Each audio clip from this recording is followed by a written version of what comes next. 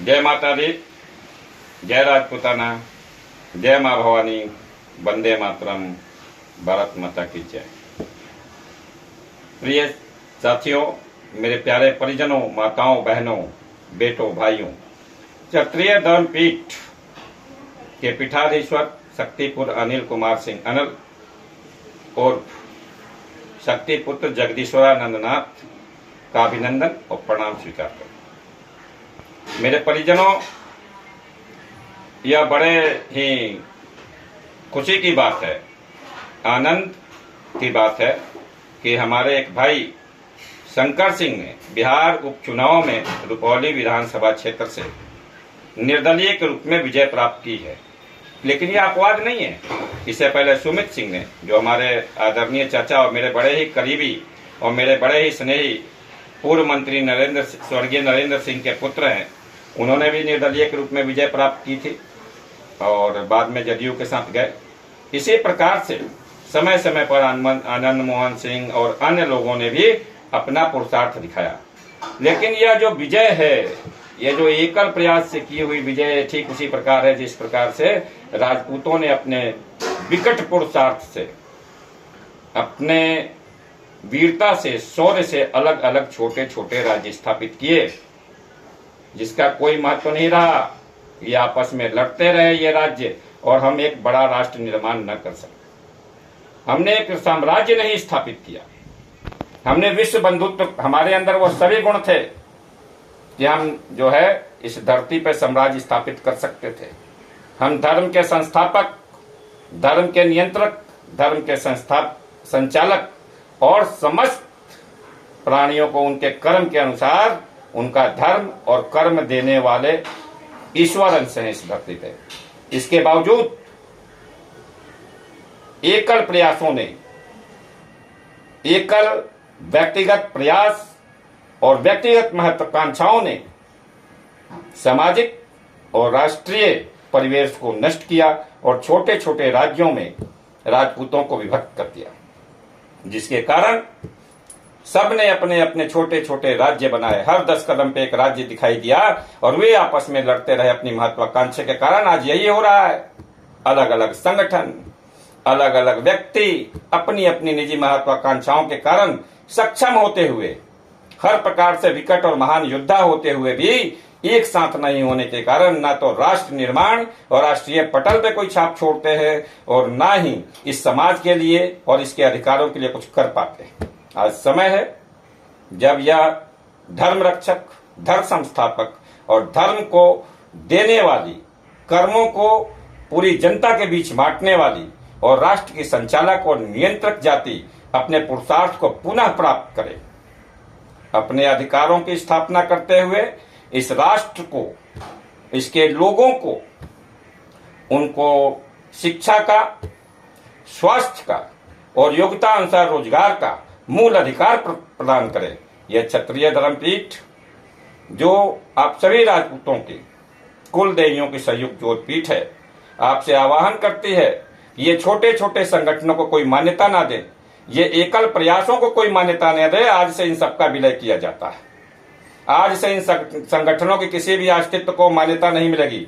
अगर आप काम करना चाहते हैं समाज हित में, राष्ट्र हित में, और वो भी क्षत्रिय के नाम पर, तो इस धर्मपीठ के पास वर्ल्ड राजपूत फोरम नाम का एक जो है अंग है, अनुषंगिक संगठन है। उसमें आप अपना पूर्ण परिचय देते हुए और अपने समूह का नाम देते हुए बताइए। हम आपके क्षेत्र में आपकी भूमिका को तय करेंगे, जिससे कि राष्ट्र, समाज और इस देश को एक नया नेतृत्व मिल सके।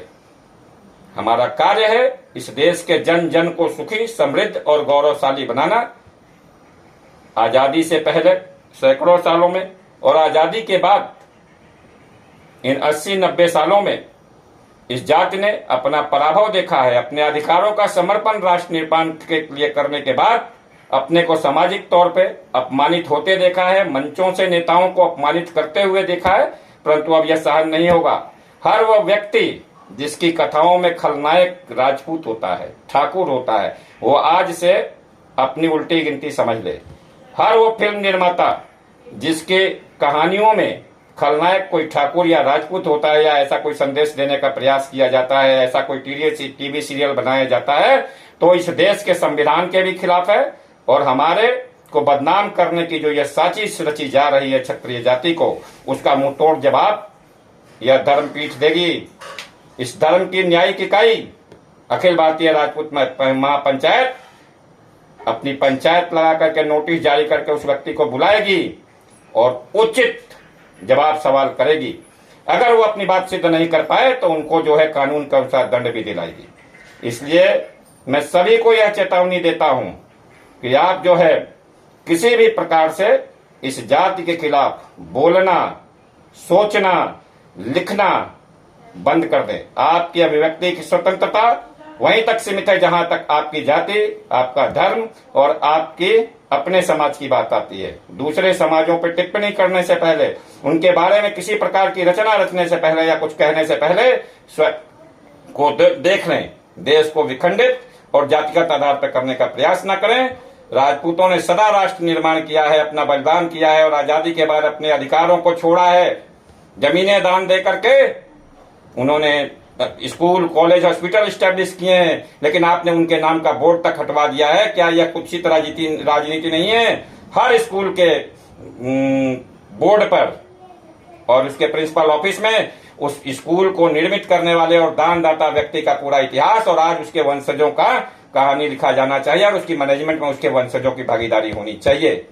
आपको हर बार उनकी पुण्यतिथि और जन्म तिथि पर स्कूल के सभी छात्रों को यह बताना चाहिए कि यह विद्यालय किसके अनुकंपा से, किसकी कृपा से बना है, किसने अपने पुरुषार्थ से, उस समय जब इस देश में कोई स्कूल नहीं था, स्कूल, हॉस्पिटल और अन्य भवनों का जो है कल्याणकारी योजनाओं को अपने पैसे से, अपने पुरुषार्थ से, अपने अधिकारों को छोड़ते हुए दिया ताकि इस राष्ट्र का निर्माण हो सके। और फिर उन कुत्सित हृदय वाले और चोरी छुपे इस जाति को बदनाम करने वाले दुष्ट शक्तियों का मैं जो है प्रतिकार करते हुए, उनकी निंदा करते हुए कहना चाहता हूं, अपने हरकतों से बाज आ जाओ।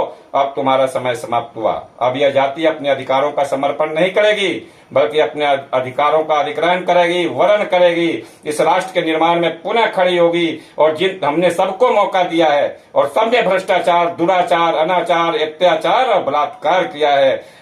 दूसरों की बीवियों के साथ सोने वाला कानून बनाने वाले, समलैंगिक कानून बनाने वाले, पशुगमन के कानून को मान्यता देने वाले और जो राज्य अधिकारी हैं उनको असीमित शक्तियां दे करके जनता को गुलामी की ओर, अत्याचार की ओर ढकेल देने वालों से हमें कोई आशा नहीं है। इसलिए मैं समस्त देशवासियों से, विशेषकर राजपूत समुदाय से ये कहना चाहूंगा कि एकल प्रयासों को महत्व मत दीजिए, संयुक्त और राष्ट्र निर्माण के प्रयास को महत्व दीजिए।